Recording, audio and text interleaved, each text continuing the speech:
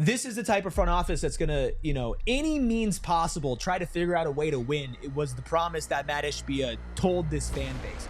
And if that means finding a way to move on from Bradley Beal that goes beyond stretching and waiving, I wouldn't be shocked. Listen, there's been a lot of talk recently, and I think it was Voida over at Brightside of the Sun who initially waded into the waters of stretching and waiving Bradley Beal before Steven and I give our opinions on it. Gerald, you're able to do a little digging on what exactly that would mean monetarily for the Suns to do this. Yeah, so just to clear up a couple things in the chat, they would not waive Bradley Beal because when you waive a player, you're still on the hook for their salary. So stretching and waiving, if you are unfamiliar, it means you take the remaining years and money on a player's contract and you stretch it out. So Bradley Beal would have 2 years left on his contract past the season, according to stretch and waive rules. That means you would extend it times 2 that amount. So 2 times 2 is 4. Plus 1 additional year. So you would extend the $110 million or so left on his contract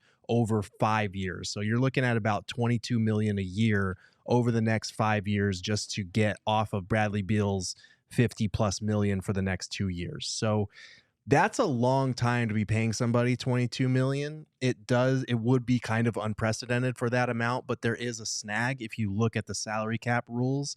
The stretch and waive provision, you cannot have more than 15% of your salary cap tied up in dead money. So basically, it would be, if you look at next year's salary cap figure, it's like $155 million. 15% of that would be around $23 million. Bradley Beal would only be $22 million in dead money, but the Suns have already stretched and waived Nasir Little and EJ Liddell, which is about $3.8 million. So that $3.8 million plus the $22 million, if you stretched and waived Beal, would put you above that 15% threshold, so it wouldn't be allowed. So what the Suns would have to do here is kind of agree to a buyout where Beal either takes less money or just buy him out entirely if they wanted to get off his salary. That would be a pretty historic and unprecedented move with a player of his standing, with the money that he makes.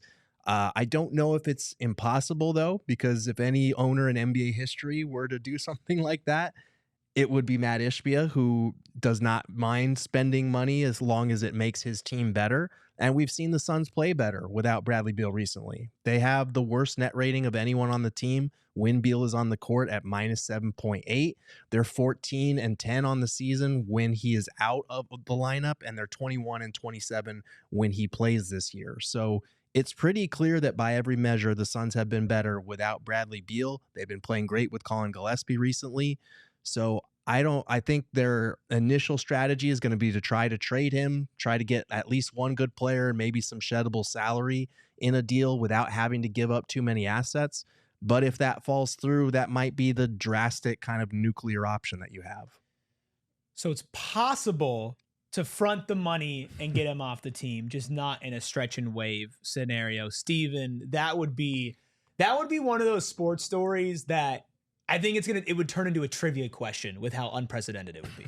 It probably would. But again, with either one of the scenarios that are in play, for me, it's always been, I believe that they're going to first exhaust all options. And I think Matt Ishbia spoke in great detail to that with the ESPN hit that came out last month with Tim McMahon. Mm-hmm. And because of that, I don't think that this is out of the realm of possibility. Like, it's unprecedented, yes, but to Gerald's point, to Eric's point, if ever there was an owner to even entertain the thought of doing such a drastic move like that, it would be him.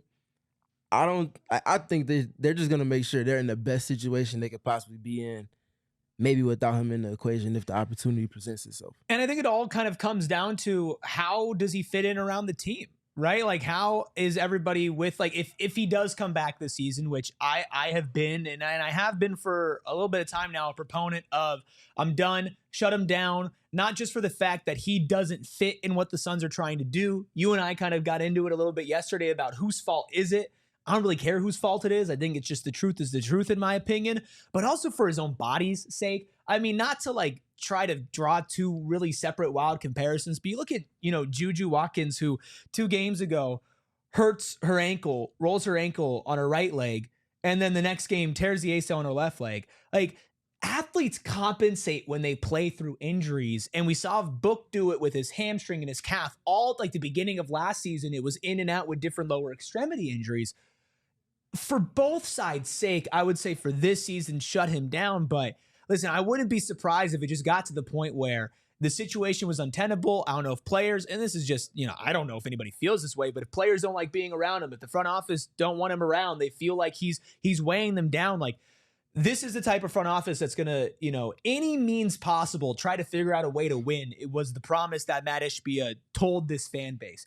And if that means finding a way to move on from Bradley Beal that goes beyond stretching and waiving, I wouldn't be shocked, because I wouldn't be shocked if Matt Ishbia threw anything at the wall to see if it could stick, to try to make this team a contender. And if he feels like that's the way to do it, that's what Matt Ishbia is going to do.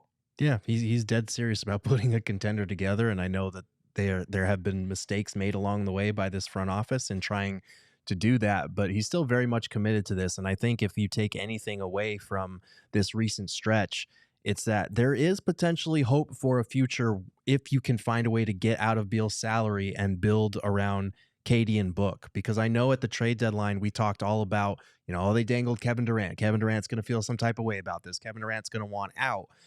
Maybe that's true if things go south again in the next couple of weeks, but Kevin Durant never wanted to go anywhere. Devin Booker has never had anything but positive things to say about KD, and you're seeing it right now. If you build around those two correctly, you can build something pretty special with those two. Maybe it's not sustainable for Book and KD to be alternating 40-point performances every night. You still have work to do. You can't go into next year starting like Colin Gillespie and possibly even Nick Richards and expect to be a contender, but we're seeing the archetype, we're seeing the framework right in front of our eyes. And if you're the front office, I think you have to take note of how these next few weeks play out, because if you continue to excel with guys like that, you now have the prototype of what you need to build this summer. And it starts with KD and Book and getting out of Beal's salary. So I have a question to kind of round up the Beal conversation. He is out. Mike Budenholzer told you guys earlier today, he is going to be out against the Celtics. That's going to mark about a week and a couple of days since he was originally listed out. No timetable really for his return. Very vague answers from Bud, per usual. He's progressing. Of course he is. Is there a world, though, where he does come back this season and this team can take this blueprint that you just said, Gerald, and still act upon it with him taking some of those minutes, Steven, from the players who have helped to build upon that blueprint? Just trying to say, is there a niche for him with this new context of the roster? Yes. Absolutely there is. And that is? Scoring the basketball. There's going to come points where when these games and high leverage moments come up against teams that are better on defense, where the Suns are going to need someone else that can go and create their own shot. It can't all just be on the shoulders of Devin Booker to score and facilitate on the usage to the extent on efficiency that he has over the last handful of games. It also can't always be Kevin Durant pulling a rabbit out the hat at the end of a game. Both of those two things we spoke to at the beginning of the regular season, even when they started 8-1. We always talked about them figuring out a niche or a role for Bradley Beal. You and me talked about it in great detail with Tim Legler, speaking to the biggest riddle for the Suns this season that's going to determine their ceiling or how high their floor is how much can Mike Budenholzer get out of Bradley Beal. Now, that answer obviously remains to be seen. We've seen steps in the right direction with that, obviously derailed by injury after injury with Bradley Beal. But again, when you're in a big three team construct, there's no way to duck not having 1/3 of that big three and still expecting to see sustained success that align with your original desires, not these field goal post move desires based off of where the team is operating at right now. I think there is a role, but I think if you put Beal back in the lineup, he's got to be taking probably Grayson Allen's minutes right now, because you cannot have two guards at that same position who are filling kind of the same role and defensively leave a little bit to be desired. I think Brad Beal hustles, but I think the results aren't there behind that hustle on the defensive end, at least.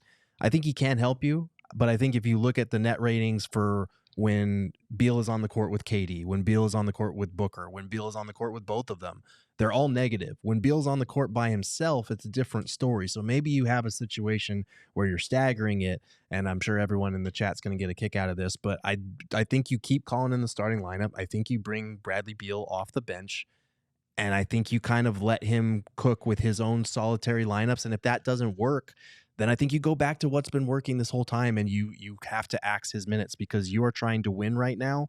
And if it is in the scenario where Beal is not part of your long-term future and you want to build around those two guys, why are you catering to him right now unless it's to, make it easier to move him? I don't know. But if he's not playing up to the level, then it's not easier to move him. It might actually get worse. And just for context, players that I would be okay with losing minutes for Bradley Beal at this point, I personally still would not like him back. But if he is back, Grayson Allen, who played 12 minutes last night, and then Tyus Jones, has had a great stretch in the month of March, but we've seen him be hot and cold. I'd be okay. He played 25 minutes last night. So if you're taking minutes from both of those guys, I don't want to see Cody lose minutes. I don't want to see Ryan Dunn lose minutes. And I don't want to see Royce O'Neal lose minutes. I think those are three prototypes that are perfect to fit around this team and this new mold.